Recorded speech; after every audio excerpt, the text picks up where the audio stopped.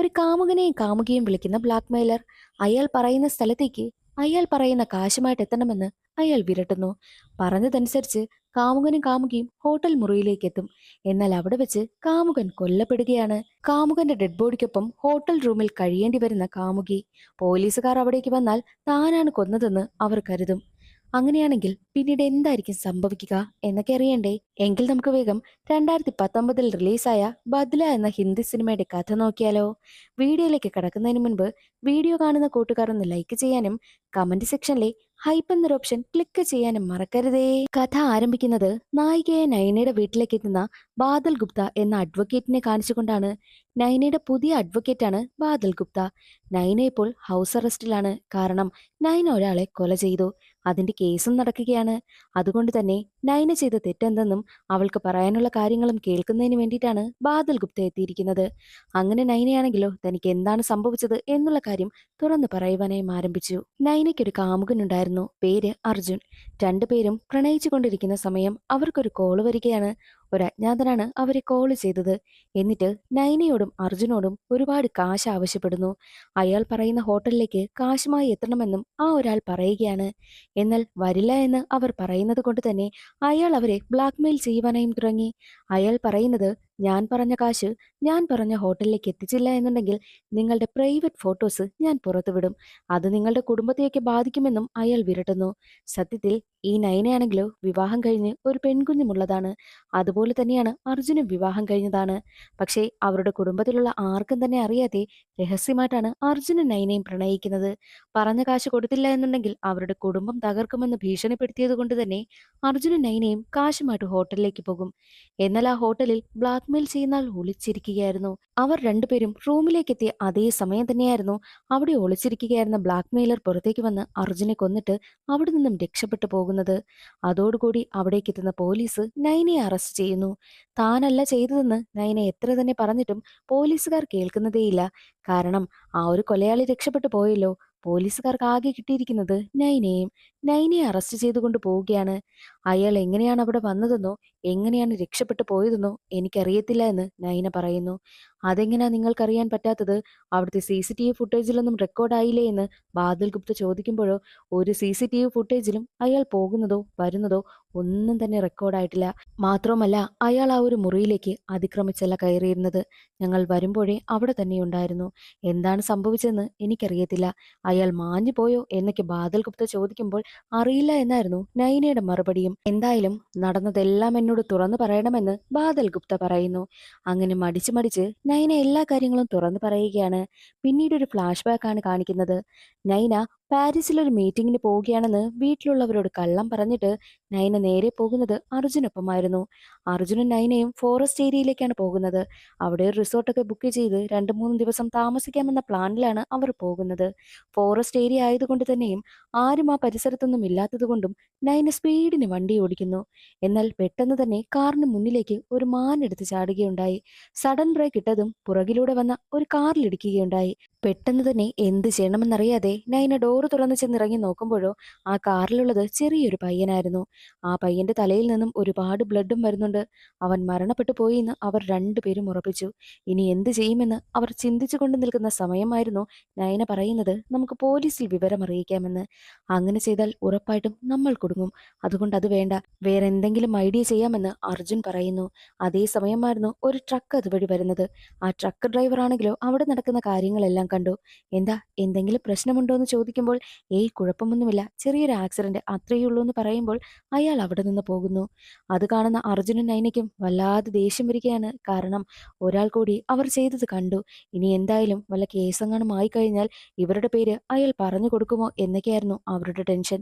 ഇനി എന്ത് ചെയ്യുമെന്ന് നൈന ചിന്തിക്കുന്ന സമയത്ത് അർജുൻ ഒരു ഐഡിയ പറയുന്നു.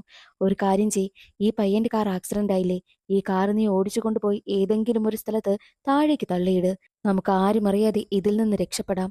നിയന്ത്രണം വിട്ട് കാർ കുഴിയിൽ വീണതായിരിക്കുമെന്ന് എല്ലാവരും അങ്ങ് കരുതുമെന്നും അർജുൻ പറയുന്നു. അർജുൻ പറഞ്ഞതനുസരിച്ച് നൈന കാറുമായി പോവുകയാണ്. അർജുനാണെങ്കിലോ തന്റെ കാറ് സ്റ്റാർട്ടാക്കുവാനായി നോക്കുന്നെങ്കിലും സ്റ്റാർട്ടാകുന്നതേയില്ല. അതേ സമയമായിരുന്നു ഇന്ത്യൻ കപ്പിൾസ് രണ്ടുപേര് അവിടേക്ക് വരുന്നത്. അവരുടെ പേര് റാണി നിർമ്മൽ എന്നായിരുന്നു. റാണിയും നിർമ്മലും എന്താണ് കാര്യമെന്നൊക്കെ അർജുനോട് വന്ന് തിരക്കും.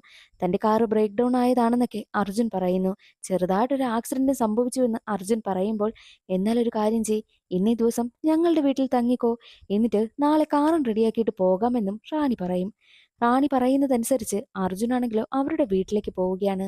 ആ വീട്ടിലെത്തുന്ന സമയത്താണ് ഞെട്ടിക്കുന്നൊരു കാഴ്ച അർജുൻ കാണുന്നത്. അവിടെ ഈ കാർ ആക്സിഡന്റ് ആയ പയ്യനില്ലേ, ആ പയ്യന്റെ ഫോട്ടോ ഇരിക്കുന്നു. അവന്റെ അച്ഛനും അമ്മയുമാണ് റാണിയും നിർമ്മലും. എന്ത് ചെയ്യുമെന്നറിയാതെ പതറി പോവുകയാണ് അർജുൻ. അതേസമയം റാണി ഒരുപാട് നേരമായിട്ടും തന്റെ മകനെ കാണാത്തത് കൊണ്ട് തന്നെ അവനെ കോള് ചെയ്യുന്നു. പക്ഷേ അർജുന്റെ പോക്കറ്റിൽ നിന്നാണ് റിങ് കേൾക്കുന്നത്. റാണിക്ക് എന്തൊക്കെയോ സംശയം തോന്നുന്നു. അല്ല, എന്റെ മകന്റെ ഫോൺ എങ്ങനെയാ നിങ്ങളുടെ കയ്യിൽ വന്നതെന്ന് റാണി ചോദിക്കുമ്പോൾ, ഞാനിവിടെ വന്നിരുന്നപ്പോൾ ദേ ഈ സോഫയിൽ ഒരു മൊബൈൽ ഉണ്ടായിരുന്നു.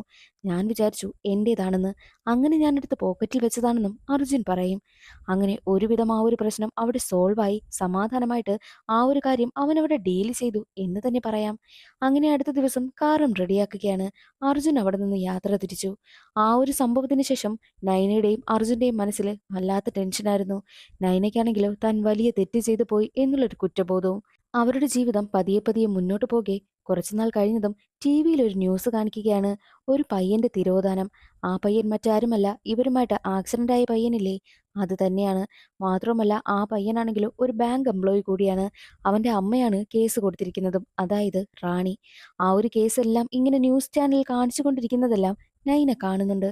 മാത്രവുമല്ല അവനൊരു ബാങ്ക് എംപ്ലോയി ആയതുകൊണ്ട് തന്നെ $50,000 ബാങ്കിൽ നിന്ന് നഷ്ടമായിട്ടുണ്ട്. അത് അവനെടുത്തതാണെന്നാണ് ന്യൂസിലൊക്കെ കാണിക്കുന്നത്. സത്യത്തിലത് അർജുന്റെ ചതിയായിരുന്നു. അർജുൻ ആ പയ്യനാണെങ്കിലോ ക്യാഷ് മടിച്ചുകൊണ്ട് രക്ഷപ്പെട്ടു പോയി, ഒളിച്ചോടി പോയി എന്ന് വരുത്തി തീർക്കുവാൻ വേണ്ടിയിട്ടാണ് അർജുൻ ആ ഒരു കാശ് അടിച്ചു മാറ്റിയത്. ദിവസങ്ങൾ കടന്നുപോകെ നൈന വല്ലാത്ത ഡിപ്രഷനിലൂടെയാണ് കടന്നുപോയിക്കൊണ്ടേയിരുന്നതും.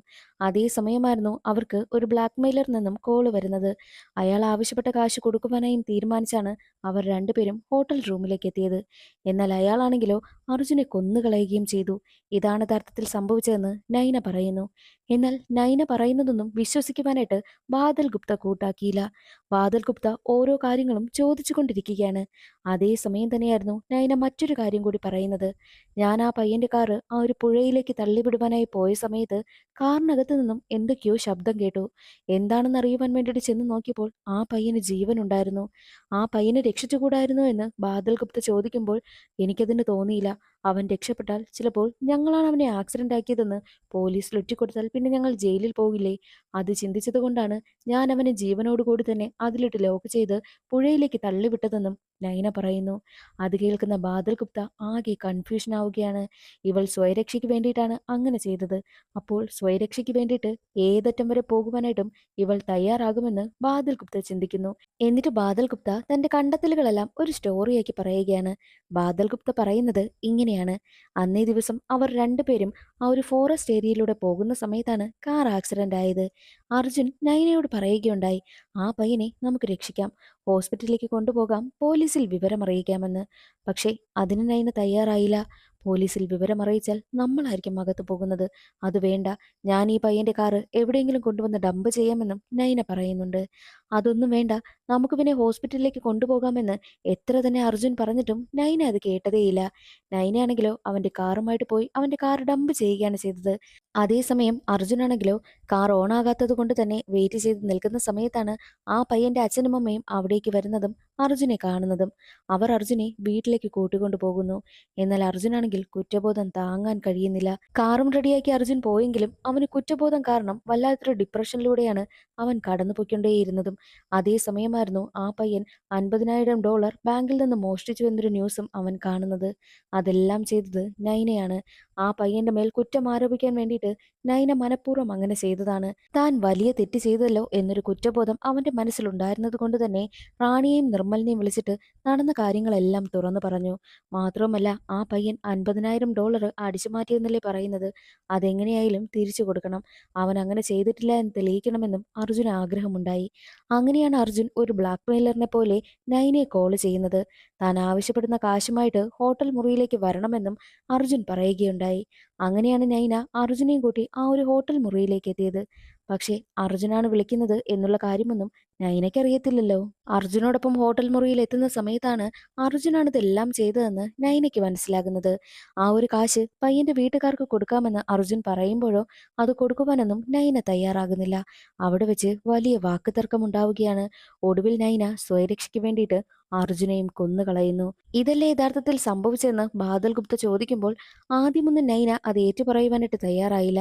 അവസാനം താൻ ചെയ്ത തെറ്റുകളെല്ലാം അവൾ സമ്മതിക്കുകയും എന്താണ് യഥാർത്ഥത്തിൽ ചെയ്തതെന്ന് അവൾ ഏറ്റുപറയുകയും ചെയ്തു. അതോടുകൂടി ബാദൽ ഗുപ്ത മറ്റൊരു ഐഡിയ പറയുകയാണ്. എന്നാൽ ശരി, നിന്നെ രക്ഷിക്കാൻ ഒരു വഴിയുണ്ട്. നമുക്ക് റാണിയുടെ മേൽ ഈ ഒരു കുറ്റം വെച്ചു കൊടുക്കാം. അർജുനെ കൊന്നത് റാണിയാണെന്ന് ആക്കി തീർക്കാം. റാണിയുടെ മകനെ കൊന്നത് അർജുനാണെന്ന് റാണി കരുതിയത് കൊണ്ട് റാണി തന്നെ അർജുനെ കൊലപ്പെടുത്തി. അങ്ങനെ കേസ് വഴിതിരിക്കാമെന്നും ബാദൽ ഗുപ്ത പറഞ്ഞിട്ട് പോകുന്നു. നൈനയ്ക്കും ആകെ സന്തോഷം. എങ്ങനെയെങ്കിലും ഈ ഒരു കേസിൽ നിന്നും രക്ഷപ്പെടാമല്ലോ എന്നാണ് അവൾ ചിന്തിച്ചത്. എന്നാൽ കുറച്ചു സമയം കഴിഞ്ഞതും ആരോ കോളിംഗ് ബെല്ലടിക്കുന്നു. കതകു തുറന്നു നോക്കിയപ്പോഴോ അതൊരു വക്കീലായിരുന്നു. ആരാ എന്ന് നൈന ചോദിക്കുമ്പോൾ, ഞാൻ ബാദൽ ഗുപ്ത, നിങ്ങളുടെ പുതിയ വക്കീലെന്നും അയാൾ പറയും. അത് കേട്ടതും നൈന ഞെട്ടിപ്പോകുന്നു. അപ്പോൾ നേരത്തെ വന്ന ആളാരെന്ന് നൈന ചിന്തിക്കുന്നു. അവിടെയാണ് കഥയിലൊരു ട്വിസ്റ്റ്. സത്യത്തിൽ നേരത്തെ വന്ന വക്കീലായിട്ട് വന്ന ആളില്ലേ, അത് മറ്റാരുമല്ല, ആ ആക്സിഡന്റിൽ മരണപ്പെട്ടു പോയ പയ്യന്റെ അച്ഛനായ നിർമ്മലായിരുന്നു. നിർമ്മൽ വേഷം മാറിയാണ് എല്ലാവർക്കും മുന്നിൽ ഈ ഒരു കേസ് തെളിയിക്കുവാനായി നടന്നിരുന്നത്. എന്നാൽ ഇപ്പോൾ യഥാർത്ഥ രൂപത്തിലാണ് നൈനയെ കാണുവാൻ വേണ്ടിയിട്ടും എത്തിയിരുന്നത്. അതായത് വക്കീൽ എന്നൊരു കള്ള വേഷത്തിൽ.